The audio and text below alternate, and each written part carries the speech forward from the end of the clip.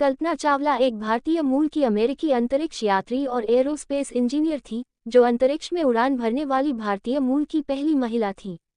उन्होंने पहली बार 1997 में STS-87 पर एक मिशन विशेषज्ञ और प्राथमिक रोबोटिक आर्म ऑपरेटर के रूप में स्पेस शटल कोलंबिया से उड़ान भरी थी। चावला की दूसरी उड़ान 2003 में STS-107 पर थी, जो कोलंबिया की अंतिम उड़ान थी।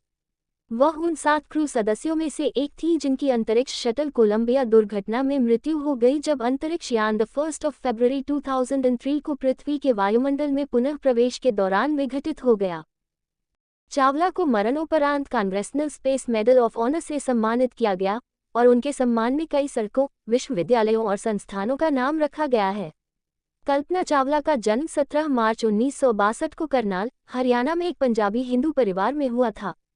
4 बच्चों में सबसे छोटी, उनका जन्म एक रूढ़िवादी समाज में हुआ था, लेकिन चावला ने पहली भारतीय मूल की महिला अंतरिक्ष यात्री बनने के लिए कई परंपराओं को तोड़ दिया।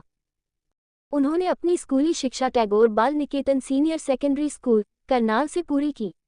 बड़े होकर चावला स्थानीय फ्लाइंग क्लबों में गईं और अपने पिता के साथ विमान देखा। भारत के पंजाब इंजीनियरिंग कॉलेज से एरोनॉटिकल इंजीनियरिंग में बैचलर ऑफ इंजीनियरिंग की डिग्री के साथ स्नातक होने के बाद चावला 1982 में संयुक्त राज्य अमेरिका चली गईं। 1984 में उन्होंने स्नातक की उपाधि प्राप्त की। आर्लिंगटन में टेक्सास विश्वविद्यालय से एरोस्पेस इंजीनियरिंग में मास्टर ऑफ साइंस की डिग्री और 1986 में दूसरा मास्टर और 1988 में कोलोराडो बोल्डर विश्वविद्यालय से एरोस्पेस इंजीनियरिंग में PhD की उपाधि प्राप्त की। 2 दिसंबर 1983 को 21 साल की उम्र में चावला ने जीन पियरे हैरिस से शादी की।